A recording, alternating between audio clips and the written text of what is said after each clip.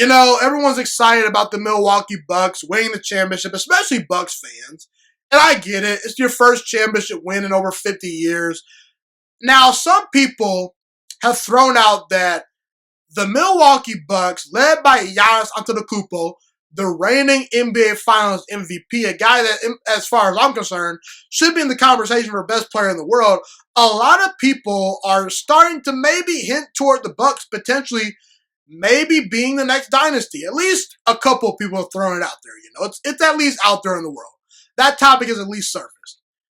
I'm here to tell you this right now. The Milwaukee Bucks are not the next NBA dynasty. And again, that has nothing to do with the Milwaukee Bucks not being a great team, because they are a great team.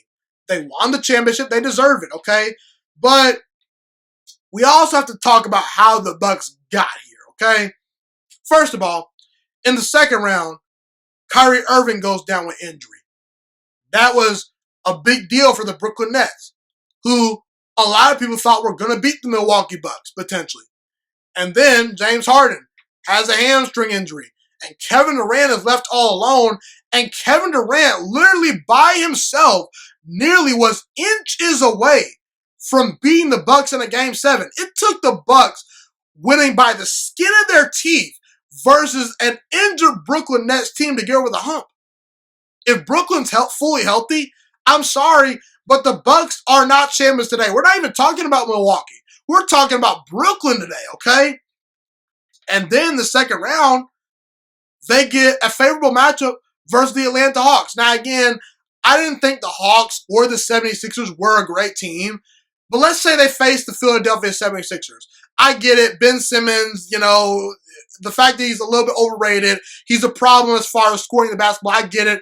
But the Philadelphia 76ers were one of the few teams that had the size and the personnel to bother Giannis Antetokounmpo. Joel Embiid, he can more than hold his own versus Giannis. The Philadelphia 76ers had the size to match up with Milwaukee. Maybe they beat them. I don't think they would have, but the bottom line is Milwaukee got let off the hook a little bit because Atlanta, they didn't have the personnel to deal with a guy like Giannis. And you look at the Los Angeles Clippers and the Los Angeles Lakers, two teams that dealt with major injuries in the playoffs. Kawhi Leonard gets hurt, Anthony Davis gets hurt, the rest is history. But in my opinion, I felt the Clippers and the Lakers both had the personnel to beat Milwaukee. When healthy, you can make the argument that those teams are just as good, if not better, than Milwaukee. And even some teams in the past that we thought were going to be a dynasty ended up not becoming a dynasty. You look at the Boston Celtics Big Three back in 2008. They win a championship. They don't get back to the finals, okay? You look at the Lakers with Kobe Bryant and Pau Gasol. A lot of people thought that they could win a bunch of championships together. They won 2 championships, but that's about it. They didn't do anything else really after that. And for a while, the Lakers actually fell off the map, You look at the Cleveland Cavaliers, led by LeBron, Kyrie Irving, Kevin Love, 3 superstar-level players. They never won more than 1 championship together. They didn't become a dynasty. As dominant and as good as the Miami Heat were, they never became a dynasty. They lost to the Dallas Mavericks in the finals. They lost to the San Antonio Spurs by a record margin in the finals, okay? Even the Golden State Warriors, they did not become a dynasty until they added Kevin Durant and pretty much made things unfair for the rest of the NBA. And what a lot of dynasties have, or I should say have had, that the Milwaukee Bucks don't have, is an elite coach. I'm sorry, Mike Budenholzer is not an elite head coach. He's not Greg Popovich. He's not Steve Kerr. He's not Phil Jackson. He's not in that category, people. He's just not. And I think he's a good coach, but he's not elite. And usually when you have a dynasty, not only do you have elite players, but you have an elite coach as well.